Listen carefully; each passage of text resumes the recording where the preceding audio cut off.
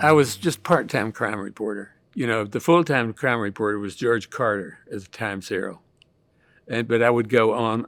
Saturdays were regular for me, and that's how I happened to be regularly assigned to the police office, police department on Saturday evening at 5 o'clock, and I stayed that afternoon until about 2 a.m.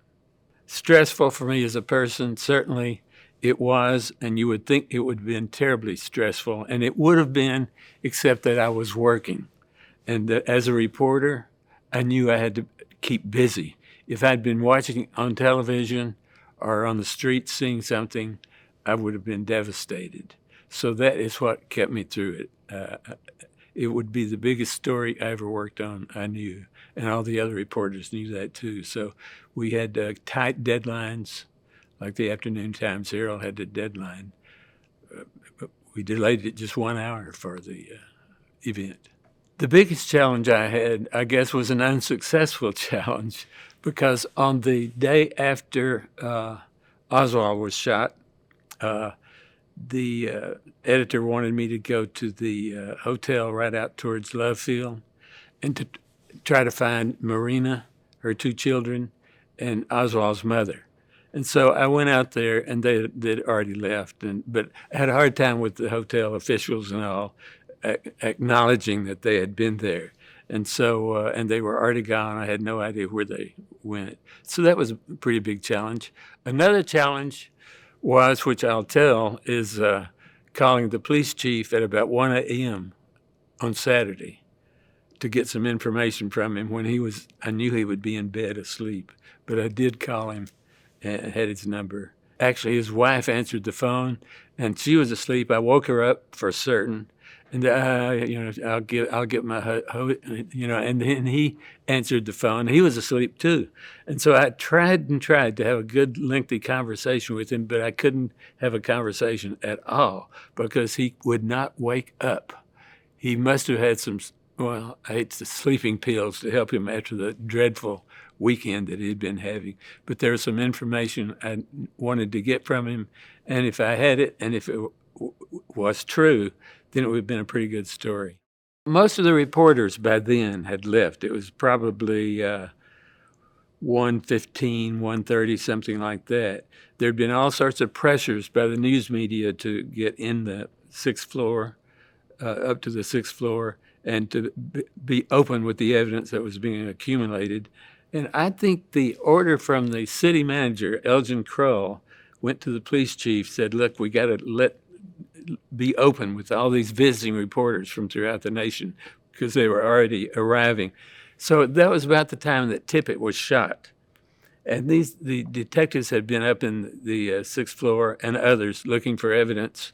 And 2 of them came down, well, just one at first, came down and told about 8 or 10 of us reporters who were still, and photographers who were still there, that they wanted to take us up to the 6th floor and show us the Oswald hiding place.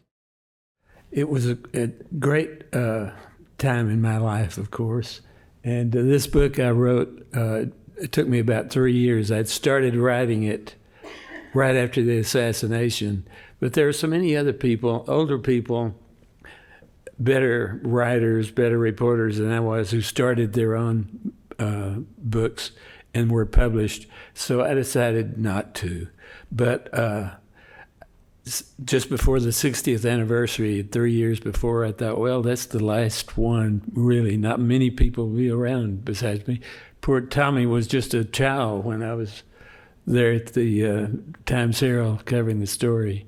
But so the book took about 3 years to write, and there it is, and we'll go through it, but I'm going to go back a little further. And it's based on the notes that I took during much of that time. I couldn't be everywhere, so I didn't cover everything, of course, but I was everywhere the city editor wanted me to be and where I could go. So, and in fact, I saved my notebooks, and here they are, my reporters' notebooks. They're really like stenographers' notebooks, but all reporters use these. And so this is where I put my notes for it, and they're there now. And I used this for much of it. Also did some research on other things that I had, since I couldn't be everywhere. I researched a lot of that and tried to put things into context. That was my glasses. So let's talk a bit about the cover. And there, let's see. There it is. That's me, of course, outside the school book depository.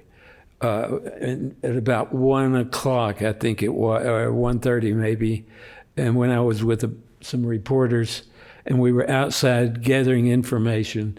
And this is one of the detectives who had been up on the 6th floor, and they were finding evidence of Oswald on the 6th floor. And this evidence happened to be part of a lunch that somebody else had eaten earlier. So that's not part of it. We'll see later the big, long sack that Oswald used to bring the rifle to the 6th floor on. And his name is Marvin Johnson. Let's see, how we can do that. I don't have to point to him, you know who he is. Now, I thought I would go back in history a little bit and put in context the Dallas visit. If I can get this going. There it is. Now, there's our first presidential visit, 1905 in Dallas, the Dallas area. And guess who it was? You can see who it was. It was Teddy Roosevelt. It came in April 1905. And there's the Dallas Morning News, which was a new newspaper then.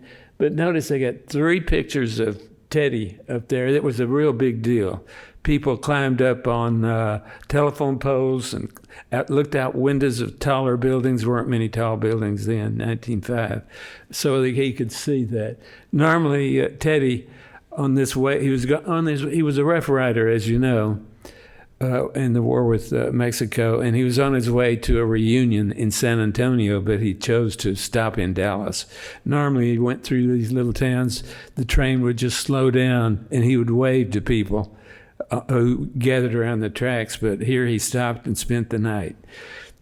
Notice all the advertisements. It looks sort of like Thomas J. Henry. There you go. Thomas J. Henry.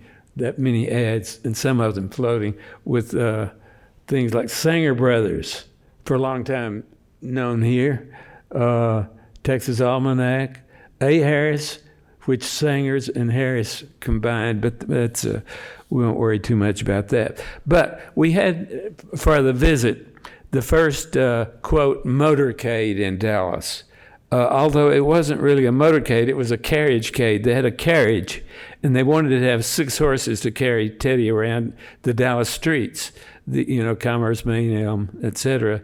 And no, he said, 2 was enough for him. So that's what they did for Teddy, a 2 carriagecade. Now let's step up. The next one that came, however, I should mention, can you hear me okay? Was from William Howard Taft. He was the next president to come.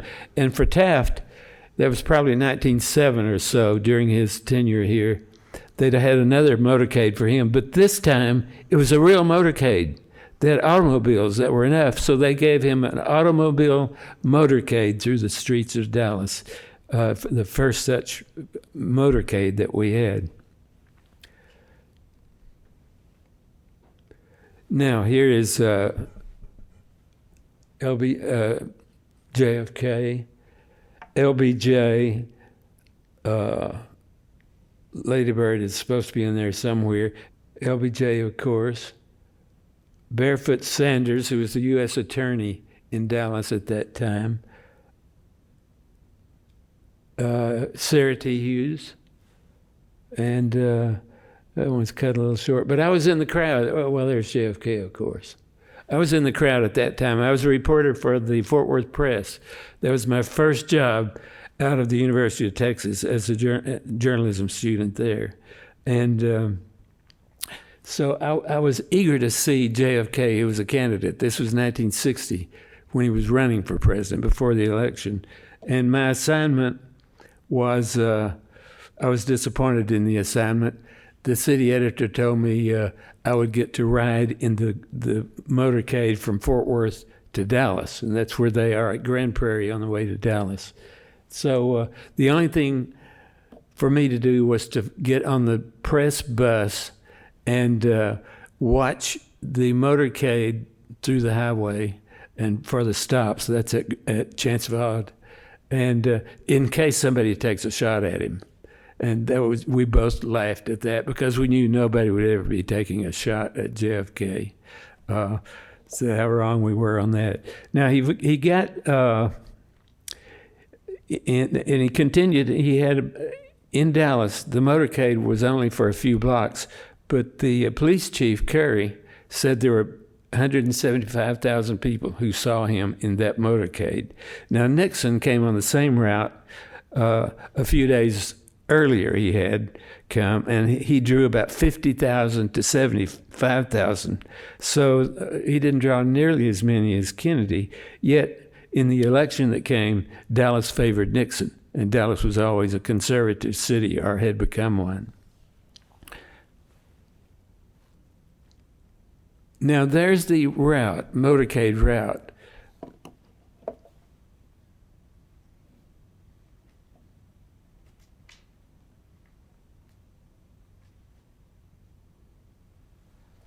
Well, I have it in a paper down here, but it's easier to just look at the screen, the paper.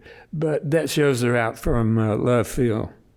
And probably it was this illustration of the route that attracted Oswald. It would be my opinion. It had a description of the route had appeared about 4 days earlier in the Dallas Morning News, but this was on page 1 of the Times-Herald, which was my paper. And it shows, of course, the arrival at Love Field, where Tom was with his family, Cedar Springs, and there were cheering crowds all around. We'll talk more about that in a second. And down here to Main Street, and then it was going to be, there's where the police station was at the time, and they would go through Main Street, coming back up Main and going to the Trade Mart, where he was going to make his speech.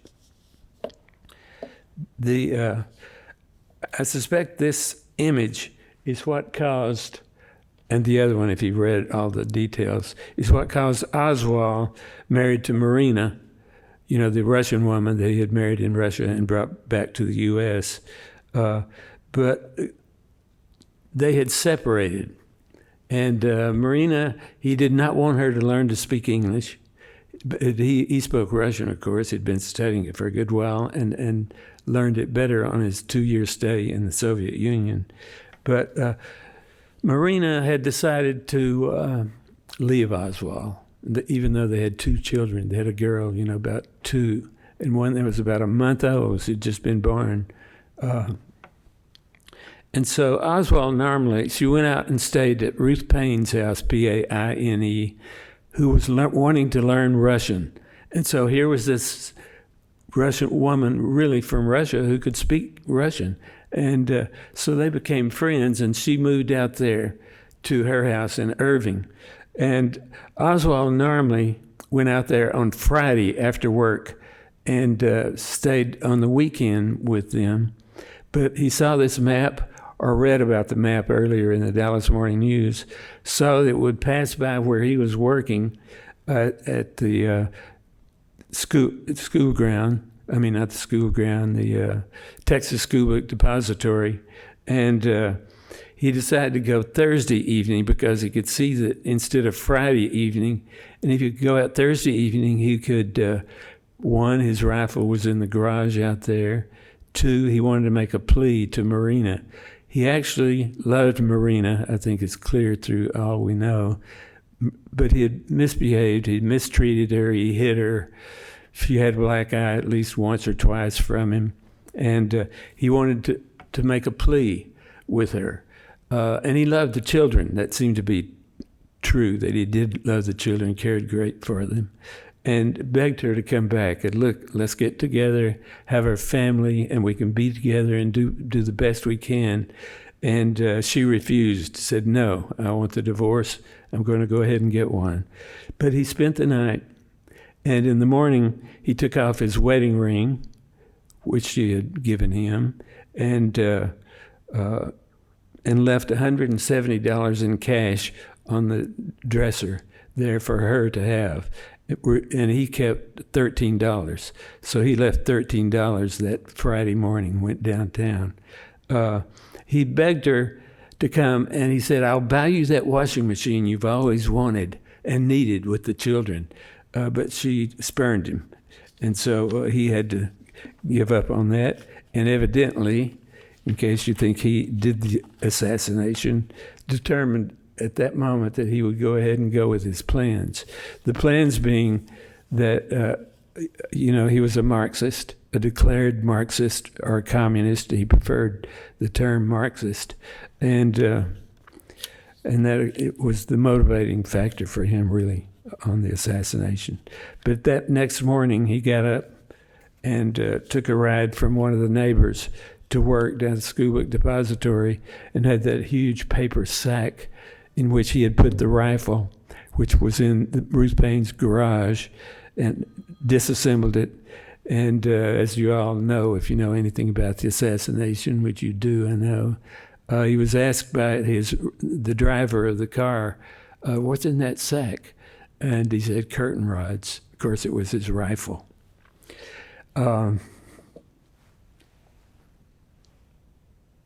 Now, you remember Kennedy had told Jackie on the way over to Dallas from Fort Worth, we're now entering nut country. There are a bunch of nuts over there. That was because of the displays that they had made, the ultra-conservatives had made against Adlai Stevenson a month before, and LBJ about 2 years before when he was running for president, and they were very difficult ones. But the ad appeared in the news there, welcome Mr. Kennedy to Dallas. And if you can read any of that, possibly can you read some of it? A lot of charges against him about his communist affiliations and that against Kennedy. And they didn't know about Oswald then. But when I got to work that morning to the Times Herald, everybody was shocked to see that ad in the Dallas Morning News. The Morning News had never favored Kennedy, but it wasn't a welcome to him. It gave all sorts of charges against him and his pro-leftist demonstrations, his policies and all that. It was signed by Bernard Weissman, and nobody knew who he was at the paper when I got there that morning. But it was signed by a man named Bernard Weissman, who was new to Dallas. And he was supposedly head of the American Fact-Finding Committee. Now, the news, although it had opposed Kennedy in its editorial positions, had urged for a decent reception for him. We were terribly afraid in Dallas that more would happen. I mean, bad things would happen. And because they had happened from the ultra-rights on Stevenson and Johnson LBJ. And so how did that ad get in the newspaper, which had urged a good, proper reception for the president? Well, Judith Segura has a history of the Belo Corporation, which was the owner of the Dallas Morning News. And the ad was placed right at the last minute before it was too late to place an ad. It was a big ad, and they'd called ahead. And there was a part-time worker in charge of that, accepting those ads right late in the day. And so he didn't say anything about it. And that's how it got in the paper. It could have been canceled beforehand if some of the veterans had been there. But as one of the editors said, well, it's pretty much what we've been saying on the editorial page, so let it be. But Dallas, already had the nickname the City of Hate because of those demonstrations that had occurred in which Adlai Stevenson had been hit on the head with a sign and spit upon, and the crowd this was 1 month before the president came, demonstrators had tried to rock his car, not his car, but the car that Stanley Marcus was in it, and others. And they got on each side of that car as they were trying to depart afterwards, and rocked it side to side. I was there to watch this, and I thought for sure they would turn that car over. I mean, it can be done if you have enough people on each side to do it, but they failed, and Marcus and Stevenson were able to get away. But afterwards, Dallas became known as the city of hate because the ultra right-wing demonstrations against these people, and the nation, publications throughout the nation had seen reports of that and declared Dallas was not the nice city that it claimed to be. It was a city of hate, that all these hateful demonstrations. Now, it shows part of my book in proof, so it's marked out. There's part of the demonstration you've already seen of that demonstration with Jackie and JFK as they stepped off the airplane at Love Field. And instead of it being a nut country, there was great acclaim over that. And you can see this is a very receptive crowd. This is just before they got on their limousine to take off. Now, the limousine, let's mention that limousine bubble top, as Tom was talking about. There was a question as to whether it would rain, yes, that morning in Dallas. And my Times Herald reporter friend, Jim Lehrer, you remember him from PBS and his years at the Times Herald, was the federal beat reporter for the Times Herald. So he called up probably Forrest Sorrells, who was the head of the Dallas Secret Service, and he was stationed in Dallas. And he asked to find out whether the bubble top would be left on or taken off. And the person he talked, well, I don't know, I'll check with somebody. So he checked with the person who would be in charge. There was a couple of visitors with Kennedy who would do that. And they said, well, heck, let's take it off.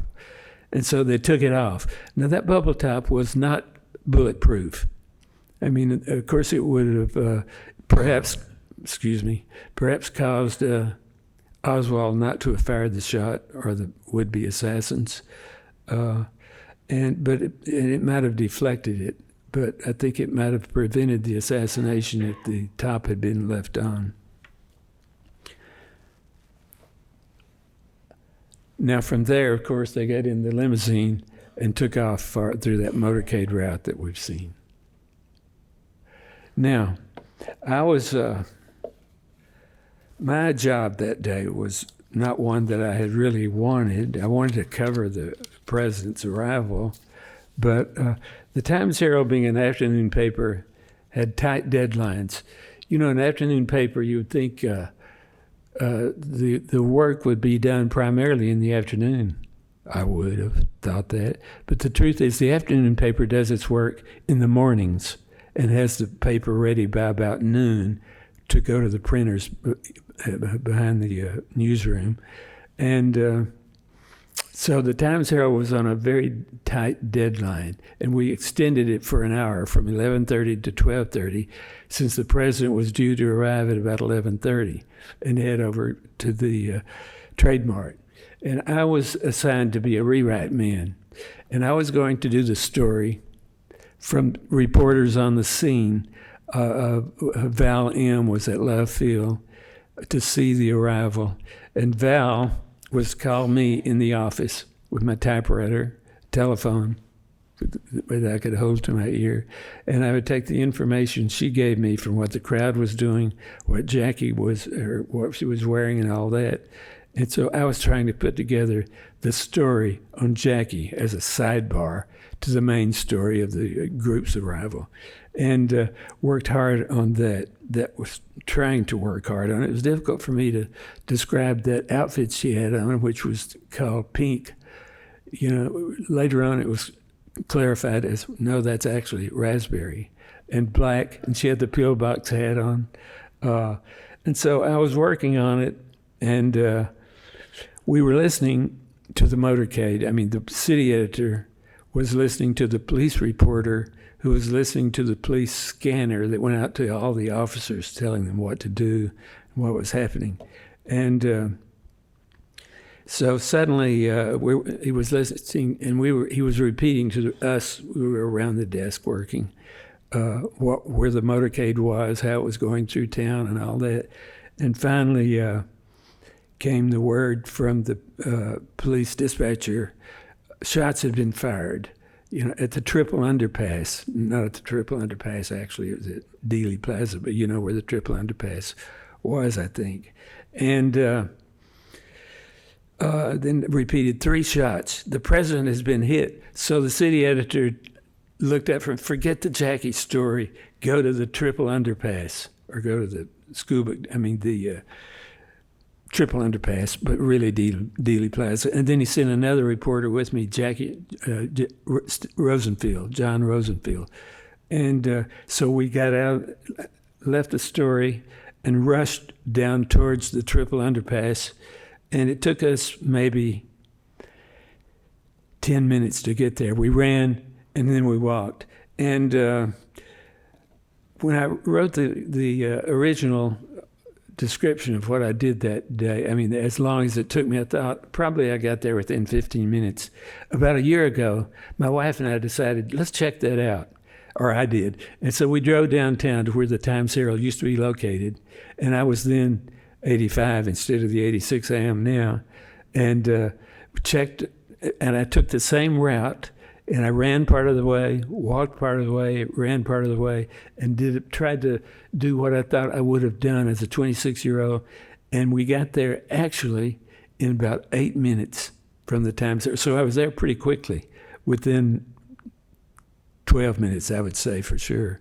And when we got to Dealey Plaza, of course, the crowd was very distraught, terrible crowd, people crying, and police officers already there with rifles. I'd never seen police officers with rifles. I always saw them with pistols. And several officers, well, there he is. It's one of them. The other pictures of a couple of officers together with rifles. And there were already a fire truck there with a huge ladder going up. I figured the killer would be one of those ultra-right demonstrators who had caused so much trouble in Dallas. And I figured the fire truck would maybe go up to a level of the Scubic Depository where most of the people felt the shots had come from, and find the shooters and take care of them. But of course that didn't happen.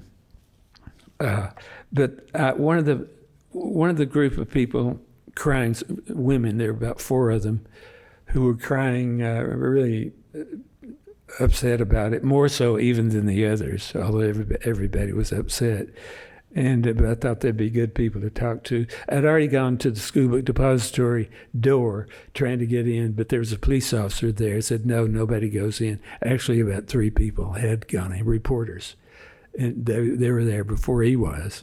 But so I couldn't get in there. And that's when I found the women. They said, well, our boss, Mr. Zapruder, has a film of it. I said, gosh, where is he? And they pointed over to the Daltex building. It's one across the street from the Scubic Depository. Dallas Textiles is the full name, but they called it Daltex. So we went over to Zapruder's office. They led me there. And there, the TV was already on, Walter Cronkite talking about, well, the president has been hit, may be serious, or, started off with just a little bit, and got tougher and tougher. And Zapruder was telling me, no, he's dead. I know he's dead. I was standing right near him, and his head fell off or exploded like a firecracker. And he was sort of mad at Cronkite, and that's who we were watching, because Cronkite was waiting for a reporter to give him the news about the death, and that came a little bit later. Now, while I was there, I thought we should get his camera to the Times Herald, get the film developed, and see how good it is. It might not be any good, and there might be other people with film too. But of course, his was the best, truth is. And he said no, he definitely wanted to give his film to the Secret Service and our FBI.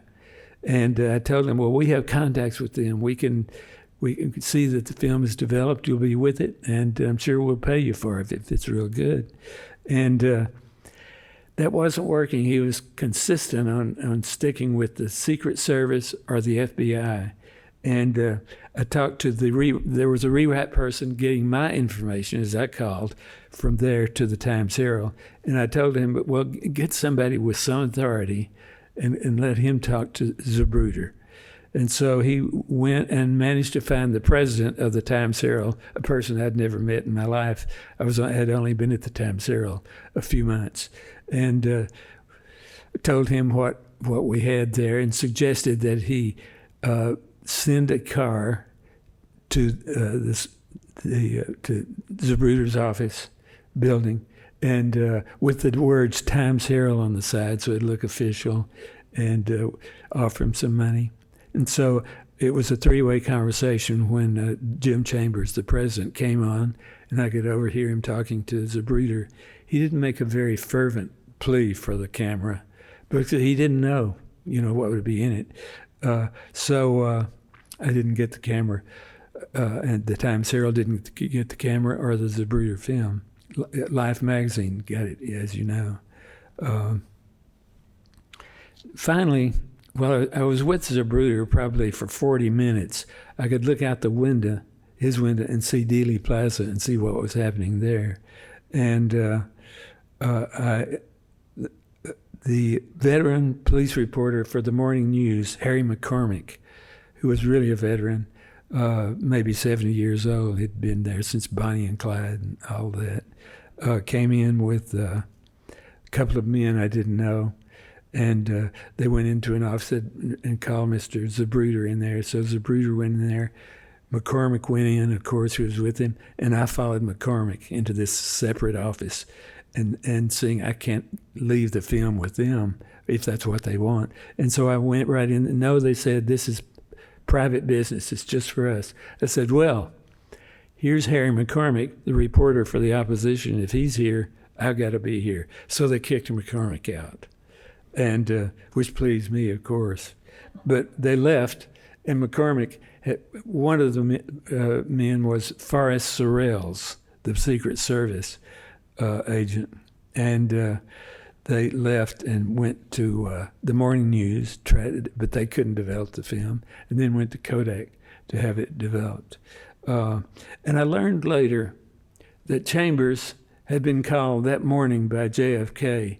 And Kennedy, as you probably know, saw him smoking cigars frequently. And he had asked Chambers, said, would you go to the cigar store there in Dallas and get me 6 Macanudo cigars? They don't have any over here in Fort Worth. So Chambers said yes. And Chambers that day, as I was talking to him on the phone, he was going to present them to Kennedy at the luncheon. But so he had them in his pocket, ready to give to Kennedy. Now, let's see what we got next. These were the days when people relied on newspapers to get their news. So this is seen at Love Field, as the words say, and photograph taken by Andy Hansen, who was a good photographer of the Times Herald. And I also learned from one of our reporters who was at the office, because I wasn't at the office much at this time, said there were people outside the building who were waiting for each edition to come out because we were constantly changing page one. And they were buying the paper, a nickel paper, just to get the news from the newspaper. Well, that wasn't going to last much longer, was it, with TV coming in? And the 30-minute TV news program had just started maybe a couple of weeks, maybe 3 weeks before, for the 30-minute presentation at 5:30 instead of the 15-minute presentation. So the media, and especially television, was taking on much greater importance at this time. And it was the beginning of the road we've had up to this day when you get TV now on the internet as well as on TV, but you get news instantly these days.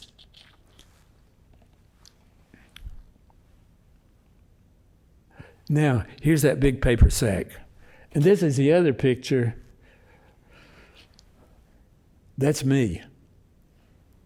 And behind me is Joe Sherman, who is normally the education reporter for the Times-Herald. And this person with the sack was, let me get his name here. He was another detective, of course, L.D. Montgomery.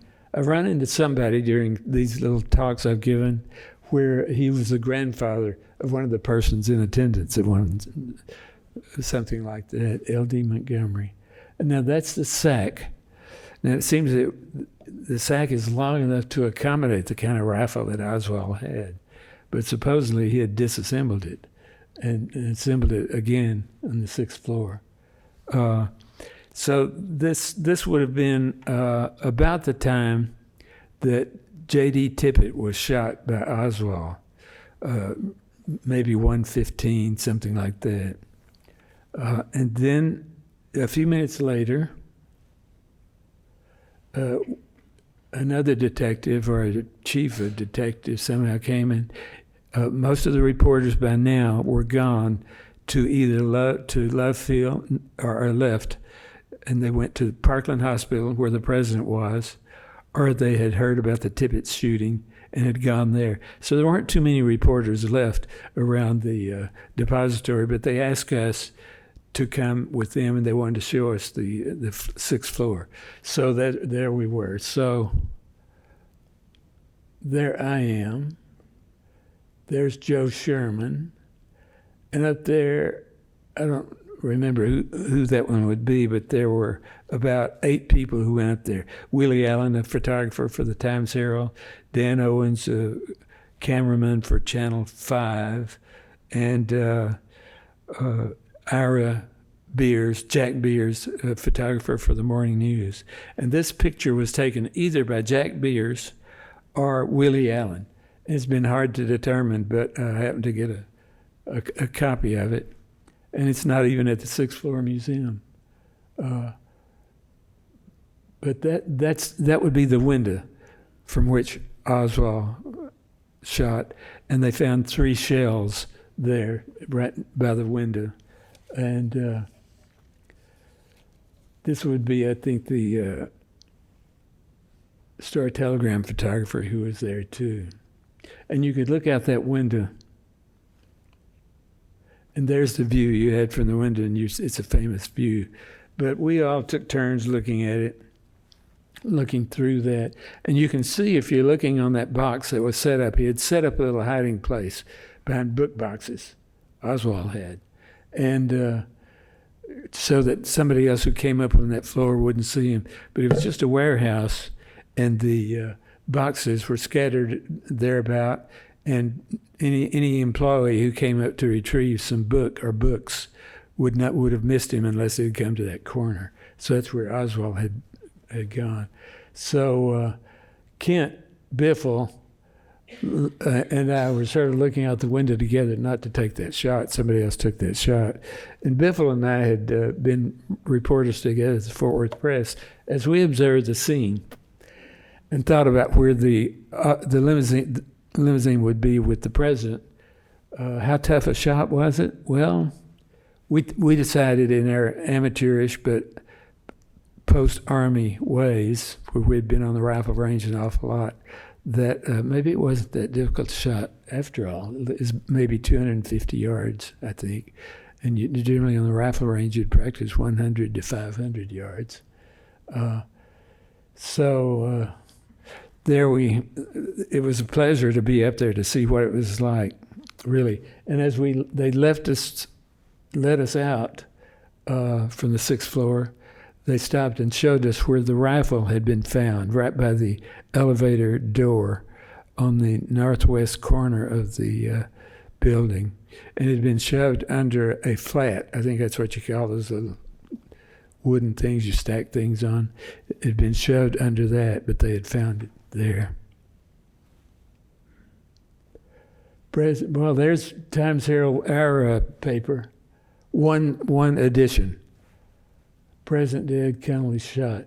Now that edition has the fact that Oswald has been captured, and it's somewhere over in here. It talks about it without identifying there.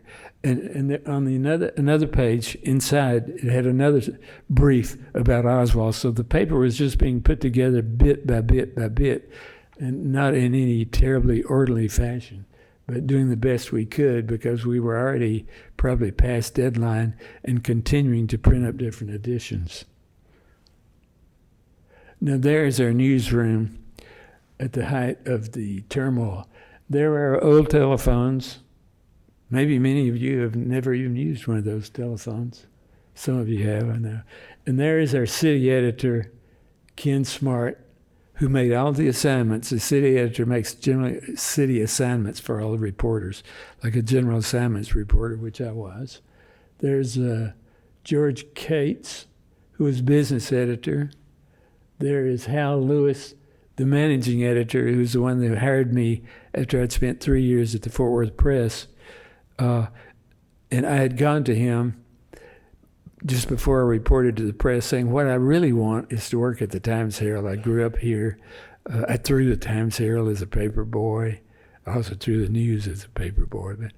And I'd like to work. He said, well, if you've got that job at the press in hand, go over there and work a while and then get some experience and come back, which I had. And it was Lewis who hired me readily then. The press was a very aggressive tabloid paper, and we always tried to get a good angle for a story, and write a rather sensational but accurate lead. So I had some pretty good experience there, writing stories that would be quite readable. There's another Times Herald picture of them at work. Now here at the left is Bill Sloan, who's written some books, a couple on the assassination, and was on the copy desk at the Times Herald. I went to high school with him at Pleasant Grove High School. There is Felix McKnight, who had been hired by the Times Herald from the Morning News because he was a pretty famous newsman, made a good reputation covering the, quote, New Boston school fire. None of you will remember that, and I don't either. But it was a very important schoolyard fire or school fire that McKinley had done. Now, I should have, I need to go back something here.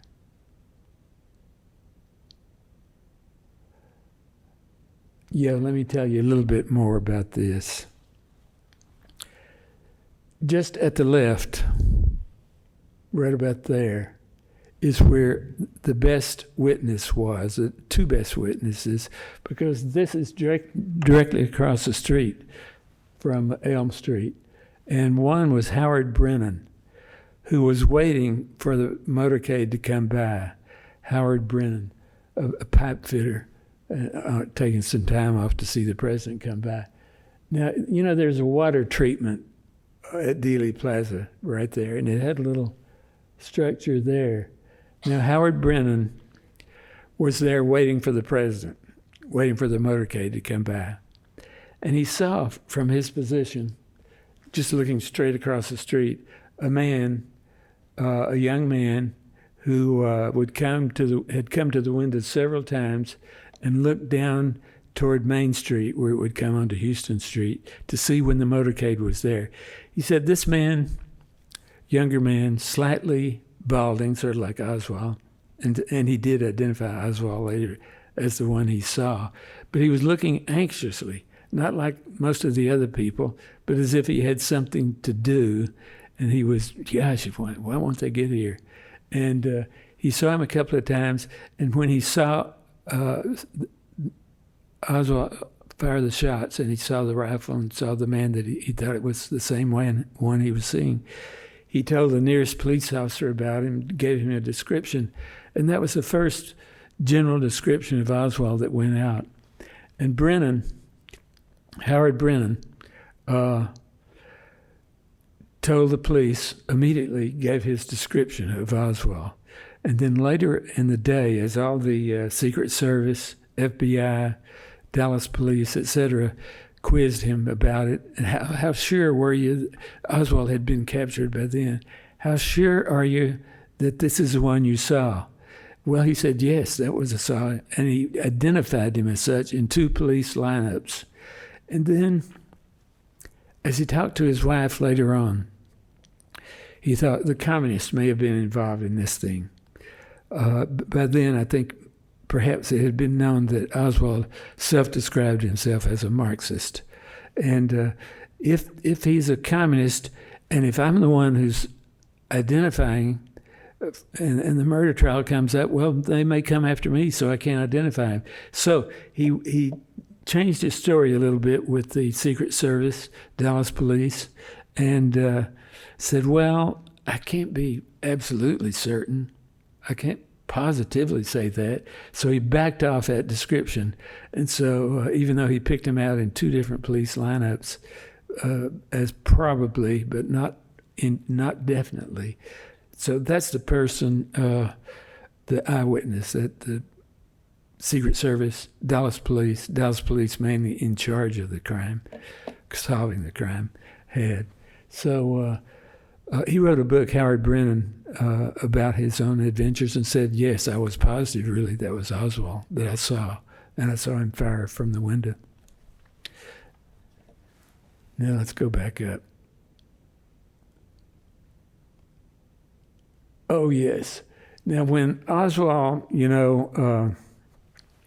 left the Schoolbook Depository, he had to leave in a hurry to get out of there from the 6th floor. I'm not sure whether he ran down the stairs or the elevator was there waiting for him, but he was down, and there was a police officer who had his pistol out, looking around for people like that, with Roy Trugley, who's the superintendent of the Schoolbook Depository. He saw Oswald, and he thought, who are you? And he had his pistol pointed right at him. And Roy Trugley said, no, he works here. And so Marion Baker, he works there, okay. So they left, and Oswald continued on his way out of the building.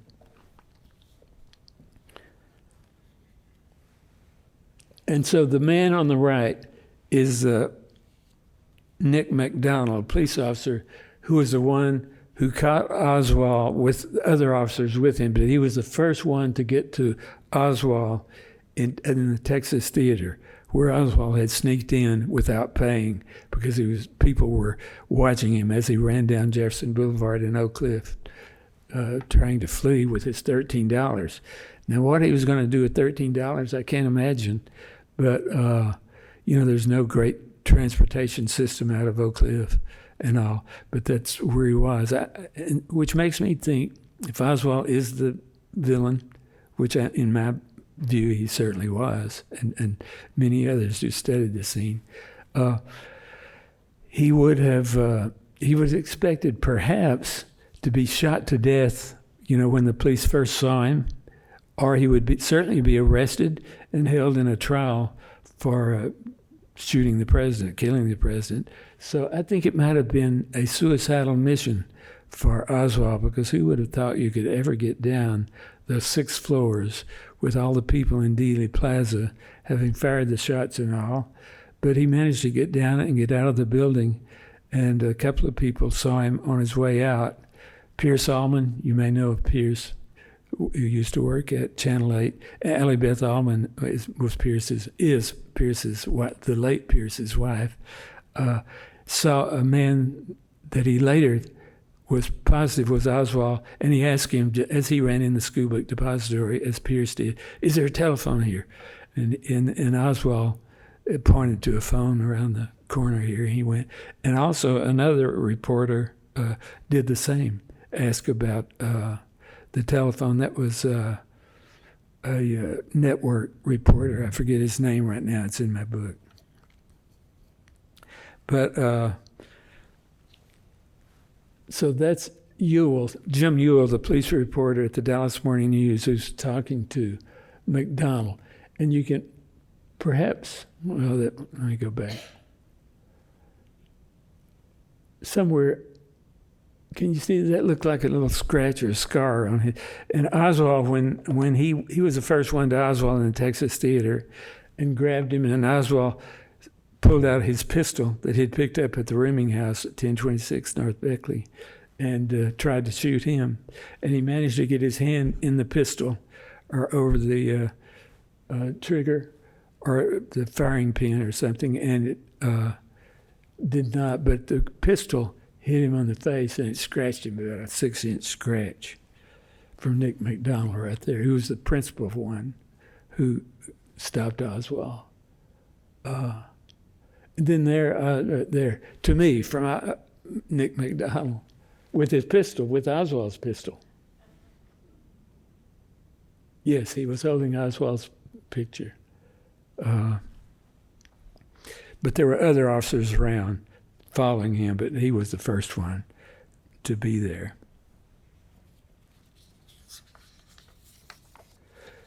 Now, let's see. This is where Oswald had found a room after Marina had left him and moved out to Ruth Payne's place.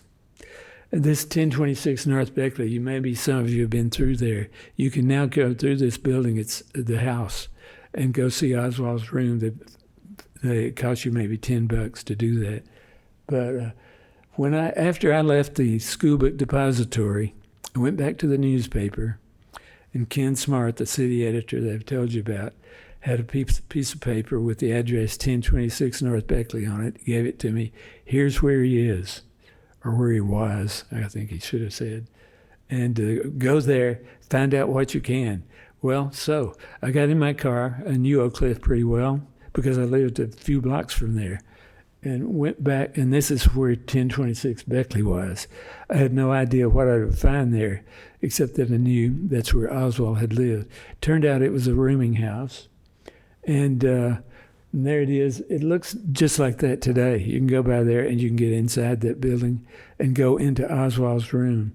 Well, this was a great thing for me to go there and to talk to the people. There are about 16 or 18 others who lived in the house. There's a large addition at the back over the garage. And they told me a lot about Oswald. They said he was a loner. He didn't mix with the rest of them. Didn't get along with people. He didn't try to be friendly or anything. He occasionally got on the telephone in the hallway, and they could hear him speaking in another language to somebody. It was either German or Russian, they figured. That would have been Marina, who was, left him, and he's trying to persuade her, even then, to come back, I think. But he would talk. He'd watch TV a little bit once in a while, but wouldn't really talk to anybody. And everything. When I got there, I got to go into his room. But by then, the Secret Service and the DA's office, Dallas County DA's office, had been there and had taken away everything that Oswald had. I forget, there are a couple of things there, like a banana peeling in the wastebasket, I guess Oswald had. But when he left the school book depository, this is where he went, to 1026 North Beckley, to get his pistol. And he picked up his pistol there and got a jacket. And Earlene Roberts, the housekeeper, said, "Ma, you sure are in a hurry." She didn't know what had happened. Maybe she knew about the assassination, but she had no idea that Oswald would have been the accused shooter. And he didn't even speak to her. He just went and picked up a jacket, got his pistol. She didn't know he had a pistol, and left. So let's see what else we got here. Oh, yes. Well, let me just say this. From there, he went on to Jefferson Avenue, this over by Adamson High School, and started going up and down Jefferson. A lot of these little shops there had these little inlets where you can go in, look at the windows on both sides. And people were doing that, and there were people who saw that and were suspicious of him and had told police there's this suspicious-looking guy going down Jefferson. And that's finally Oswald, being somewhat aware that people were looking at him, I think, sneaked into the back of into the Texas Theater. Well, the ticket taker had just moved from the front, And so he went in without paying. From there, of course, he's caught at the Texas Theater. Here he's brought into the police station. Now there is what I would call a Marxist salute, or a socialist salute, the strong fist of power, and you're out for power. And so Oswald by then was not saying, no, I didn't do anything, not at all. I mean, he did deny shooting him, but he wasn't a sniveling little frightened person, as I would have been, or as almost anybody would have been, who's been arrested and charged with the murder of the president. And so he came in this way defiant, and he remained that way throughout his custody at the police station. When they interrogated him, he would get back at him, no, of course I didn't do that, etc. But you can see the reporters have already arrived now. This would be the third floor of the police department. Well, I describe it a bit there.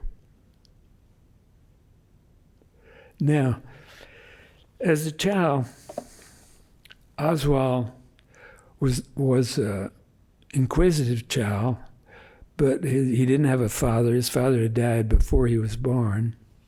And his mother, Marguerite, was a very difficult person, worked a lot, didn't take care of Oswald. By the time he was maybe about that age, he had moved 20 times, and kids didn't like him. He couldn't get along with it, just like some of the typical shooters you see today and are described, and nobody wanted to be around him. So he didn't have many friends at all. And he didn't, going up to the Bronx, they were going to try something different. Same thing. He was a hooky player. He stopped going to classes. His mother was working. She didn't much care. He started going to the library, getting books, reading magazines, and staying at the apartment alone during the day while his mother was working. And he encountered, during that reading, things about Marxism. And he thought to himself, I can't get along, make up this, which I think was his reasoning. He was not getting along with others.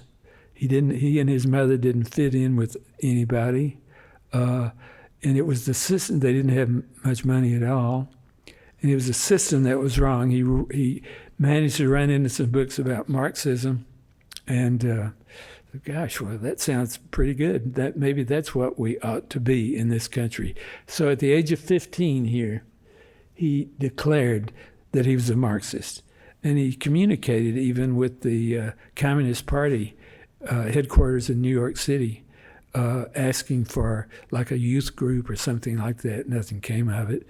But later on in his life, before the assassination, I'll jump ahead to this, he had written to the Communist Party again, and he said he was a communist, and should he be out front leading demonstrations, trying to kill people or whatever damage he could do, or would it be better if he were quieter and stayed behind the scenes and just sort of went along and tried to be able to spy on people, I guess.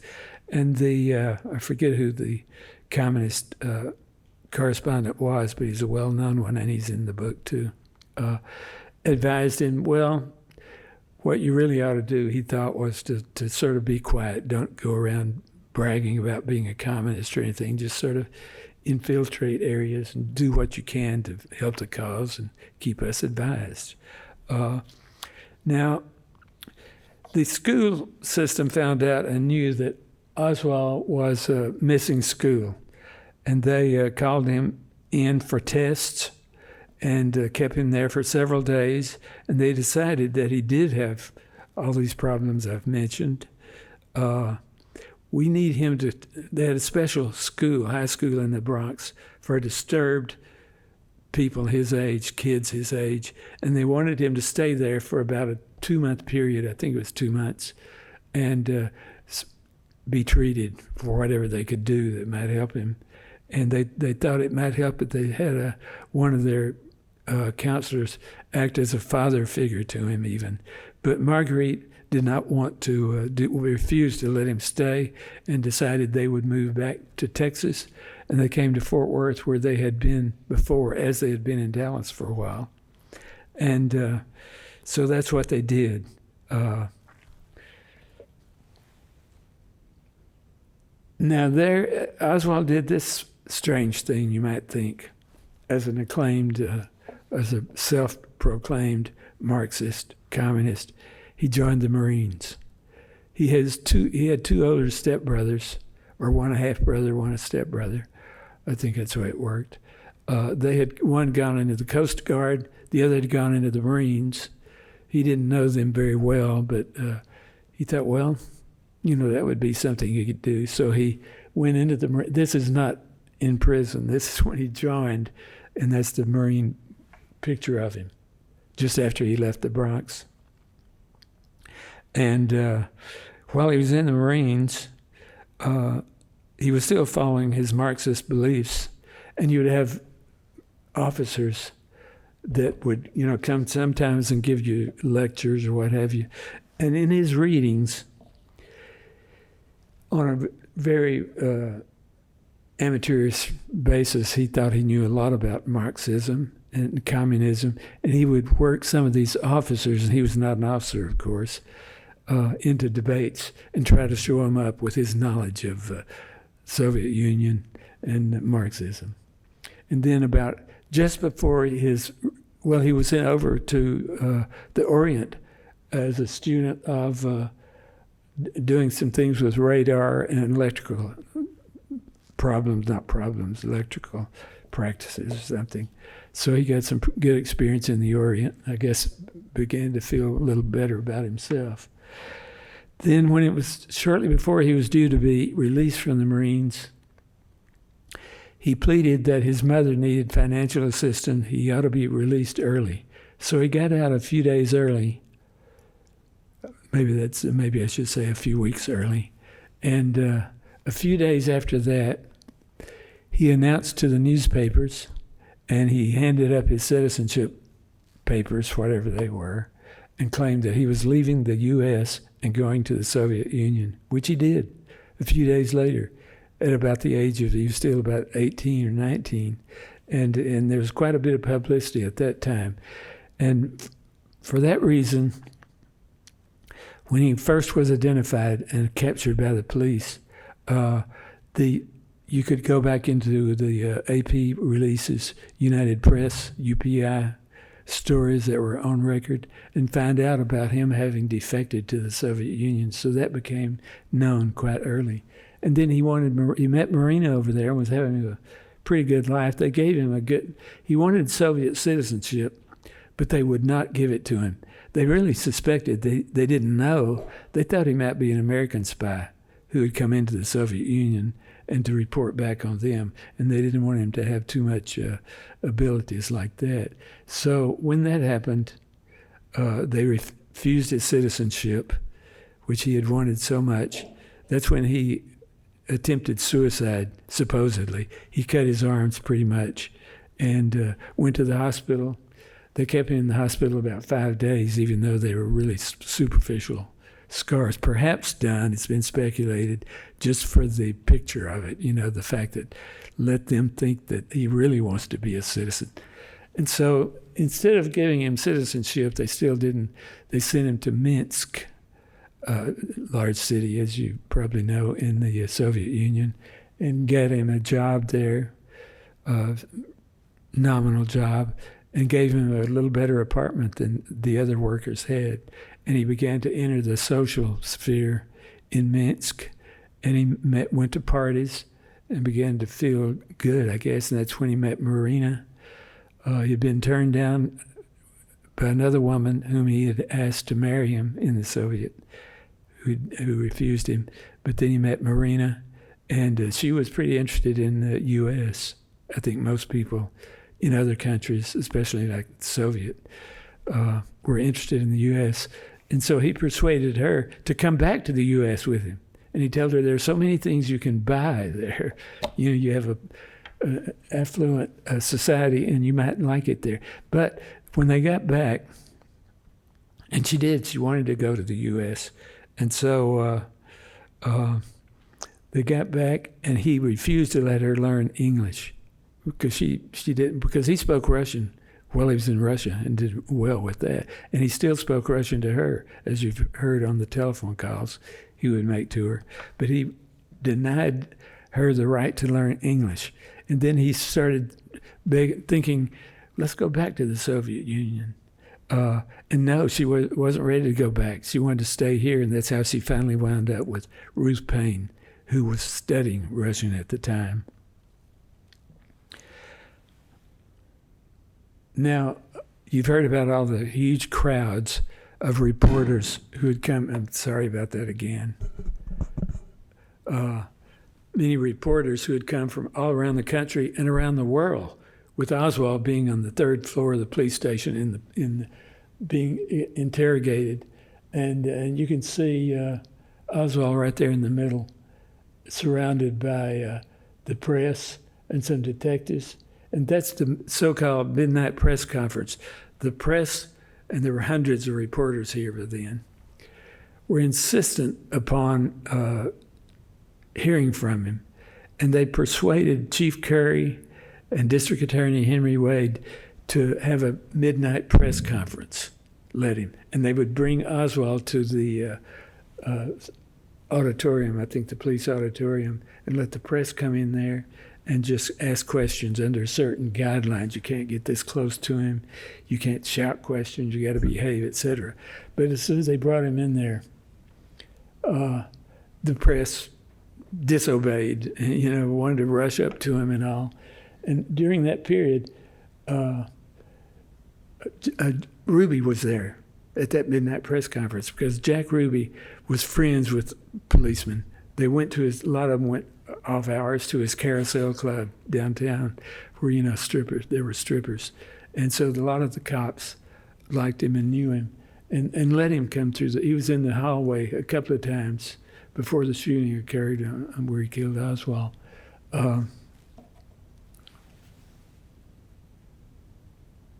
So that midnight press conference just lasted a few minutes. They called it off. Now here is Henry Wade to the left, the district attorney, longtime district attorney. And there is our friend Jim Lehrer. And Jim was a good friend of mine. His wife was still a good friend of mine. We looked for a photograph that had Jim in it, and we finally found that one and put it in. And that it was at that midnight press conference. Now, there is Marguerite on the left. There is Marina with that newborn baby. I think the baby was a month old when she was here. I don't know where the other baby June was, but I think that one was Rachel, was her name. And you may know how they got over to Dallas. They were Marguerite was living in Fort Worth. And she called up to the Star-Telegram and talked to Bob Schieffer. He answered the phone. Let me see what time it is. I'm doing okay as far as I'm concerned. But, okay. And he called there and said, I need to go to a ride to Dallas. Well, ma'am, Bob Schieffer told him, this is not a taxi service. I can't just drive you to Dallas. She says, well, I'm the mother of the accused assassin. Oh, well, he said, that's different. He went and got his detective-looking hat, fedora hat with a brim and all, so he would look like it, because he was a police reporter at the Fort Worth Star-Telegram, and got Marguerite in the car, and they drove to Dallas to the police station, picked up Marina and her newborn baby, and as I say, I don't know where June was. She's maybe standing out to the side, the older girl. And there they are, just on a wall in the month-old daughter was Rachel, yeah. And that's just a picture to show them coming there. And Schieffer, they thought he was a detective when he came into the police department with them. And he was able to stay in the homicide office for a good while before they finally figured out he was a reporter and kicked him out.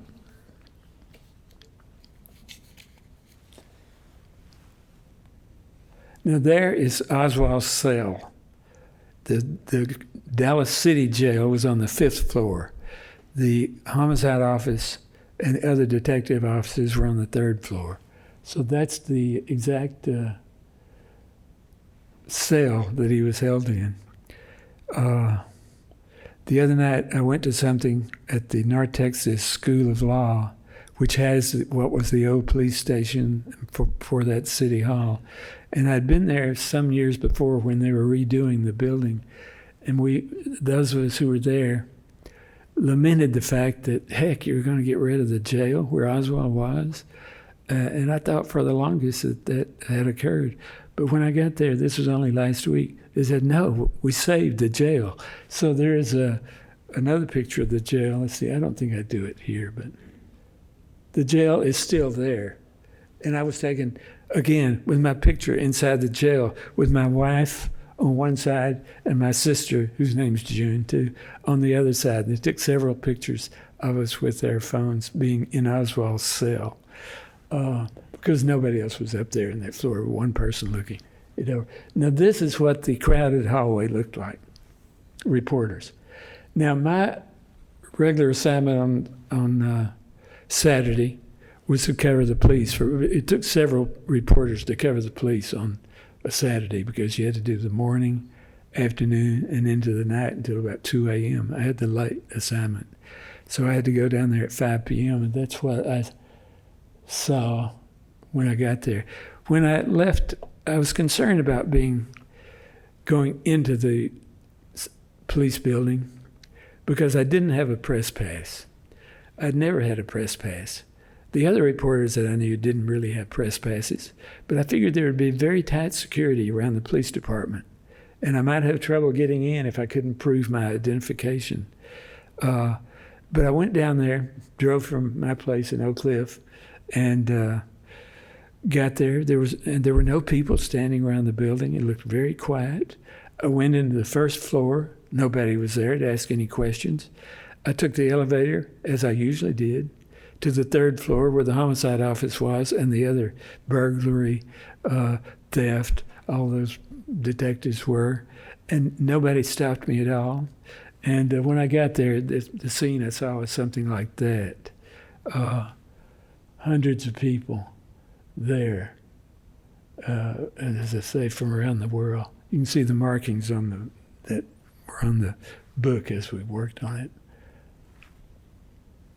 Now, I want to tell you, like, Chief Curry would come out and make some announcements saying how far they were in the interrogation. No, he hadn't confessed, etc. And during that, these reporters from out of town were quite aggressive, more aggressive than we local reporters were, because we knew these officials. We knew Chief Curry, we knew Decker, we knew Wade.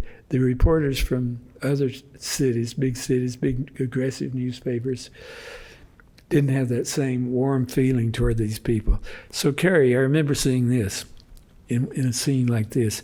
One of the reporters from out of town, I guess, I didn't know, took his notebook like the one I've shown you and merely propped it on Curry's back, the police chief, and took notes with using his back.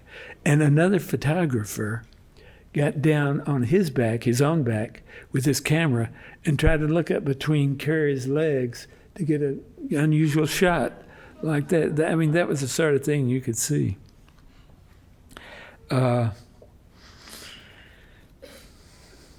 Let's see. Well, one of the things I saw when I first got there, which shocked me, there was a kid, he seemed to be 18 years old or 17, in a uniform, a sailor's uniform, like a real sailor. And I thought, what in the world is he doing here with all these reporters? And I talked to him and a friend of his who was from high school, and he was going to write a story for the school paper. And so that's how security was on that 3rd floor. Anybody could get there. And unlike today, you can't go anywhere without security. I went down to City Hall a couple of days ago, And boy, you really had to go through some checks to get in there. And I had been invited. Yeah,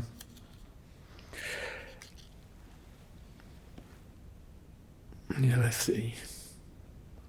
Now there is Oswald in that famous picture. That picture was taken by Marina at his request because he wanted his children to see that he'd been a infantryman or a fighter for the Marxist way of life. He thought our government was going to change at one point, and he'd like to be recognized as one of the persons responsible for it, an early person. So he had Marina take his picture. And there he is with his rifle, his pistol. And notice this is behind the house on West Neely Street in Oak Cliff. The house that is still there, it frequently is unoccupied. He and Marina lived on the second floor. It was just the first floor, and the second floor is the duplexes. And so that picture was taken. And one of the announcements that Kerry made when he came out in the crowded hallway was that they had discovered this photograph. And later on, some people have contended, that's not Oswald's photo. They took somebody else's face and put it up there on that. But Marina remembered taking the picture, and that was pretty much disproved. Now, there's a modern-day picture of the same site. Now look at the picket fence with the way the top part is cut at that angle. And you can see, if you look behind Oswald, there's the fence, and you can see the same thing right there. And so that fence has been there all this time, evidently.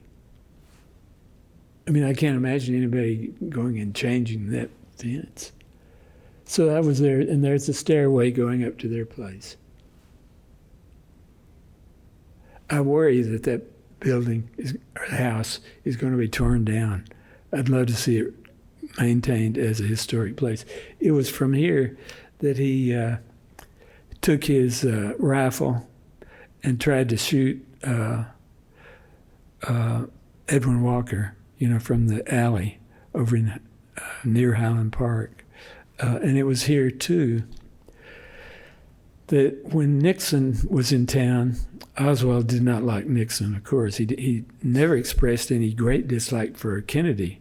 It's not that he hated Kennedy or anything. He wanted to, it's part of destroying the democratic system in favor of the Marxists, was his thought about it.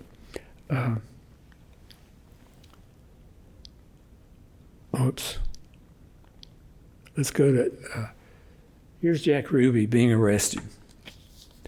Now, on that night at the police station, when I was there till about 2 a.m., and there were all these reporters who had come in Friday probably. Now, this is early Sunday morning or very late Saturday. Individual reporters coming in without support.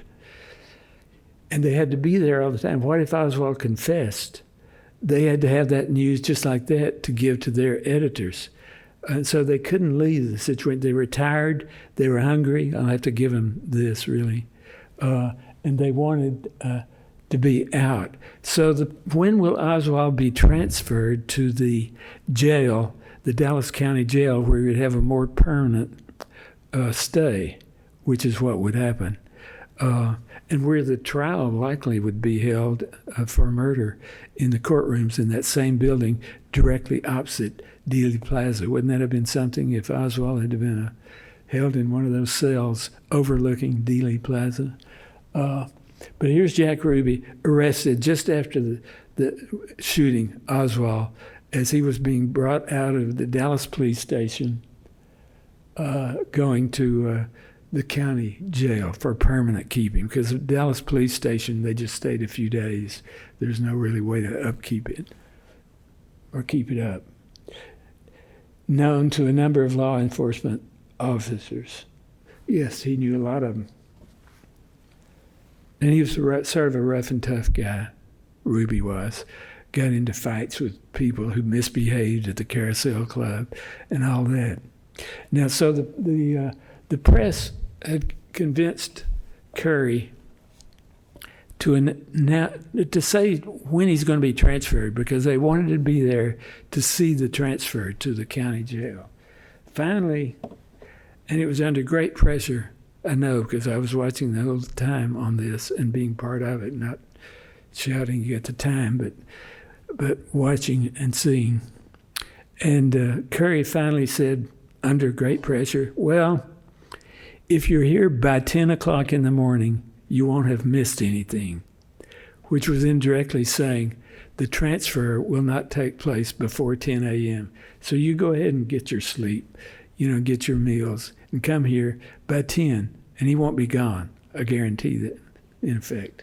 So after that, the reporters, the outside reporters left. I didn't have to leave. I had to stay till 2. That was my hours to cover. So myself and Jack and John Rutledge, a reporter for the Dallas Morning News, had the same sort of hours. The two of us were down there generally by ourselves finally as the two reporters. And that's when we got word, my city desk called and said that that a report had come out of New York City that the police had under protective custody an eyewitness who could positively identify Oswald as the shooter. Well, that would have been that Howard Brennan I told you about, who had changed his mind by then, but that got lost. Not seriously changed it, so the desk said, here's that report out of New York. If they've got somebody under protective custody who's going to identify Oswald as a shooter, we need that. So I was the person who had to call Chief Curry, and I called him at about 1:15 probably. That'd be the last minute we could get anything in the paper, the next day's paper. So I called the number.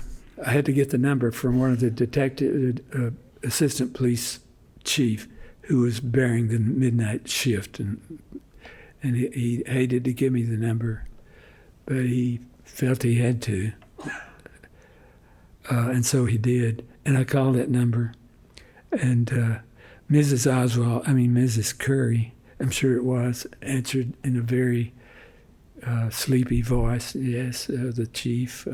Okay. And so she turned the telephone over to him, just took a second, and he came to the phone. And but he was obviously sound asleep too, and I couldn't make him understand what I was asking. And I talked and talked. I took notes that meant nothing because they weren't making sense. He couldn't really wake up. I finally had to just give up, really, and let him go back to sleep. And after that, there were some reports, and that was all we did on that. But the reports came in that somebody was calling. They had called the FBI. They had called Sheriff Decker's office. They'd called maybe somebody at the Secret Service saying there's a group of people who were going to kill Oswald during the transfer or at the transfer. And this group, they were going to be very careful. No police officers would be hurt, but they were just going to take Oswald out because they didn't say this. But it could, and he sounded like a respectful person who's calling these high offices way late mid 2 a.m. or so, or 3 a.m. by then. And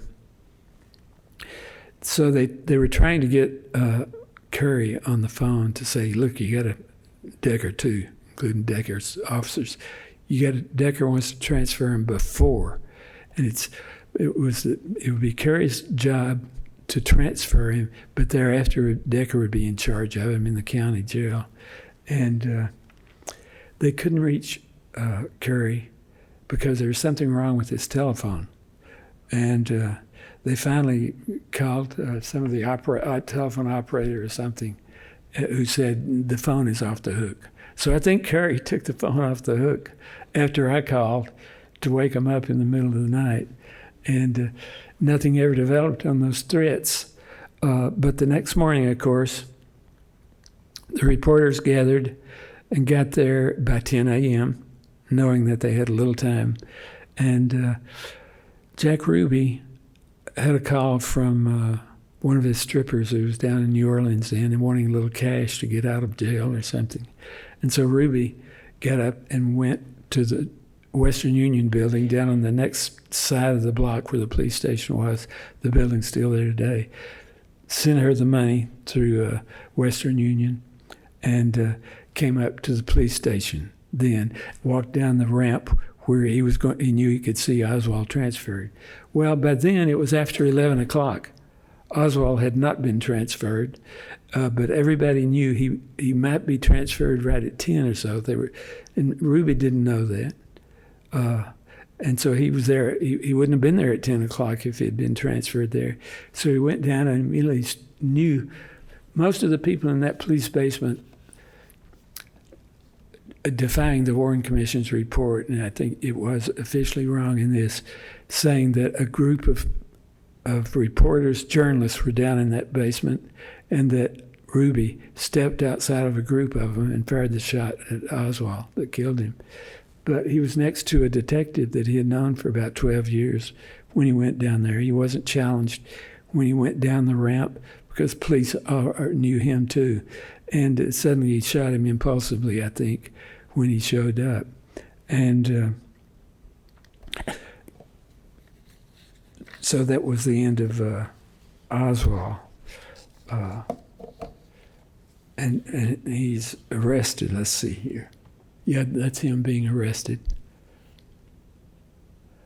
And there is the famous shot by Bob Jackson, who won the Pulitzer Prize for him, of Ruby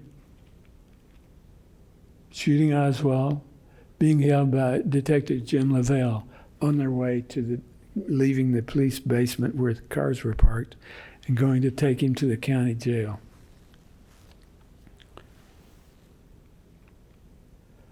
Now, afterwards this would have been on Monday morning, the press was still there. And here's Chief Curry responding to all these reporters' questions. Here's the assistant police chief, Glenn King, who became police chief himself later on, arms folded, and sort of looking hateful towards all these reporters from all around town who were asking specific questions. How in the world did a gunman, Ruby, get inside your building, or just the edge of the building, and shoot Oswald, who has all the keys to the assassination? And here is... had to point him out, a good friend of mine, Jack Mosley, who was at the University of Texas with me, and he had gone to work at the Fort Worth Press before me, and I was best man in his wedding. He's dead now, but it's just nice to recognize him. Now, when the shots were fired, and when Oswald was killed, I was terribly disappointed. Other reporters were disappointed. The police were disappointed. As I say, Oswald had all the clues that we thought we needed. I shouldn't say we on that. But here, if he's shot and killed, so much is gone. So the people around in the police station and all were very disappointed at that. But here, he was going to be taken to the county jail, as I said, where Bill Decker was in charge of that. Decker came out and announced to the crowd that was waiting there to see Oswald come in. You had your choice. You could see him leave the police station or arrive at the sheriff's office. So there was a big crowd waiting at the sheriff's office. And Decker came out, as I say, announced that he had been shot. And the crowd there, well, great. I mean, the person we hated who killed the president has been shot and killed. And you can see how they were reacting. They were so pleased with it. Now, of course, Oswald was buried.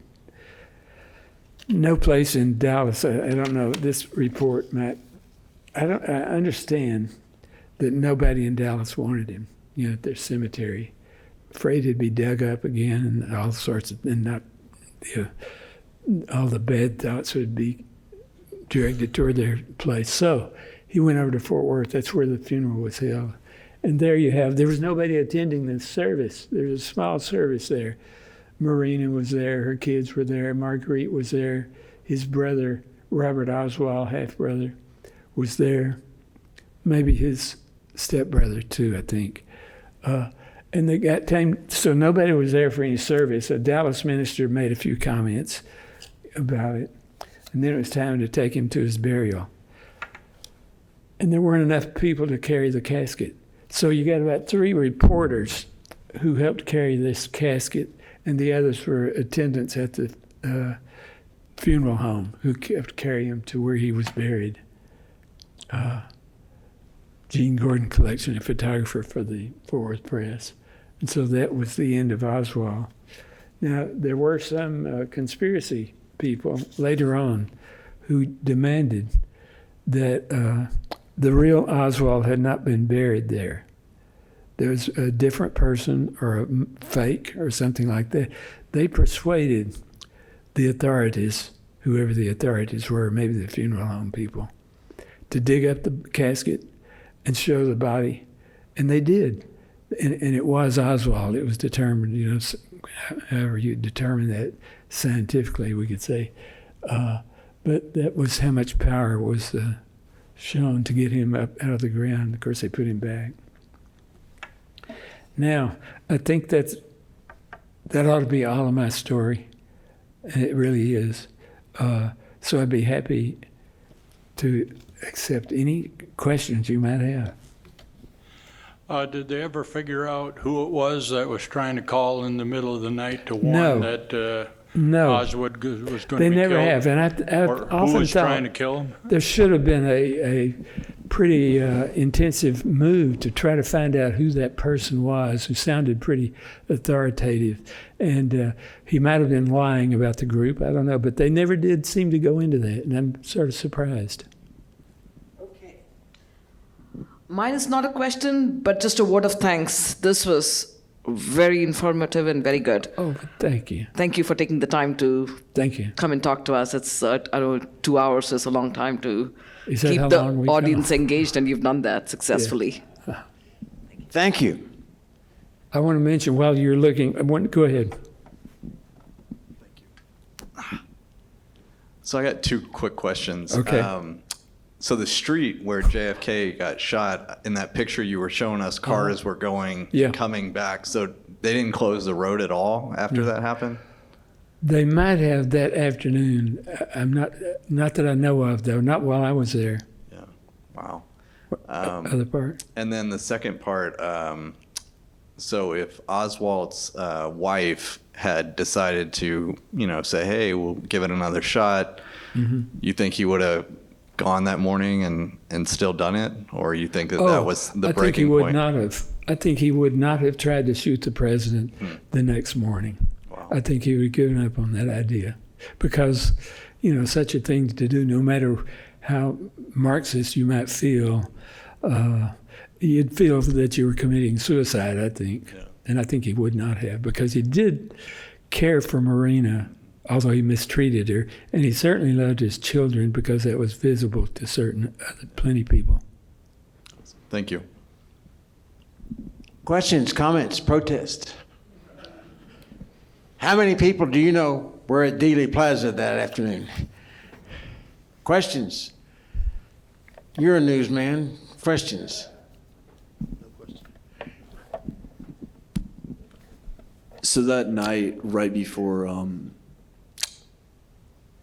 Jack Ruby killed Harvey Oswald, you said you were on until 2 a.m. and then you weren't there that morning? No, I'd intended to be there that morning, but I'd been up so late, and my wife and I decided we would try to see the transfer later on in the morning, like at about 10. But we slept pretty late and said, okay, we'll just watch it on TV. But we would have gone to the sheriff's office, is what we would have done, but we didn't. But I saw it live on TV. One of the networks had it live. Thank you. Sure.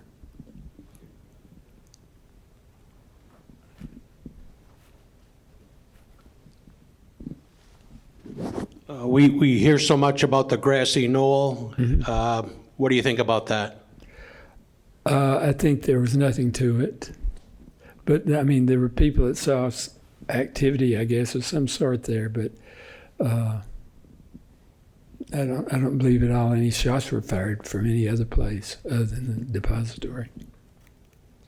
So, quick question about how this influenced your career and the choices you made afterwards. I'm just curious, what was your takeaway, both short-term and long-term, having gone through all that? Short term, I wanted to stay in the newspaper business.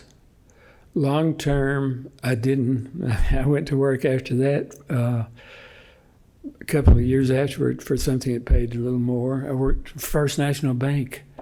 I had a job there for a year. I really got tired of that. And then I managed to get a job at SMU teaching, meanwhile working on getting a master's degree and then getting a PhD at the University of Texas in American Studies. He later on was on a show called Newsroom, which Jim Lehrer was on and Lee Cullum, and it was a very popular venue here in Dallas for many years. Right. AC Green. Right. A lot of fun. We loved it. I could say this while we're waiting. I've been asked, how did I feel doing it? I think I felt much better having something to do as a reporter. If I had not been a reporter, I would have been home and I really would have been worried and perturbed about it. But when you had something important to do, it kept me busy, and I think it kept other reporters busy too. So my question is, I guess, sort of a three-parter. Okay. And one, you mentioned about a witness that saw Oswald from the window and everything, and I'm just thinking, how is it someone could be so sure from that distance that's him? Because it seemed like 10 guys could have looked like him. Yeah, if you go to the School Book Depository, the street is not very wide there, and he was back. Howard Brennan was right there. I'd say from here to midway of the auditorium from that point. And he saw him several times by himself looking out the window. Oh, he was looking out the window. I mean, his head was out the window. That's how he was able to know it was him? Well, right, yeah. Mm-hmm. All right. And... Well, peering out the window. I don't know how far out he got, but he was sort of looking around that corner there to where they would come down Main, turn on Houston, and go ahead. Okay. And I guess maybe other part here, when you're talking about, I guess the reporters here dealing with burying, Oswald and everything. I mean, should anyone really be surprised that nobody wants anything to do with this? I mean, no, I don't think anybody. Because after all, it's happened before, Yeah. With the terrorists in Boston. Well, I guess nobody would have felt it. I never even considered going to it or never knew when it was happening, truth is. As I recall, they changed the route that President Kennedy took from the airport. At one time, he was to have come down a different street, and they changed it at the last minute. I've often thought that was odd that it happened that way. The other thing that I've not been able to fit together is how Oswald happened to have a job strategically placed so that he could make the shot on the day that Kennedy came, and they changed the route. Actually, in a sense, as I recall, but I'm fuzzy on this. I haven't followed it, of course, like you did. But by the way, I was there that day. I was at Maine and Ackerd. The day of the assassination. So I remember the crowd. I remember all the things that happened that day. Right. But anyway, I think that it was odd that they changed the route, that he passed by a job that he'd always had. No, not always. Well, when did he have it? I mean, he had the job before they even planned the route. That's the odd thing to me. Well, they didn't change the route. I mean, first they were going to have it at the Women's Building at Fair Park, but they thought a better place would be there. And the first report on the route was about when they'd made it just about that time. That was about 4 or 5 days before in the Dallas Morning News. Over here? Well, it was since they decided to go to the Trade Mart, that was the way you would get to the Trade Mart. And so that's why they had to go down Elm Street. In the back? Just to address what this lady just said, I also wondered about that for quite a while until I interviewed Ruth Payne many times. And it's true that she found out about this job at the book depository, Right. but we also need to keep in mind that there were 2 buildings that these workers could have worked at, and Ruth Payne would have had no idea which one Oswald would have been assigned to. Right. Right. Dr. Payne, Yes. hurry back to the back so you can sell books. Don't Okay. talk to anybody. Keep walking. Thank you. And thanks to everybody. Appreciate it.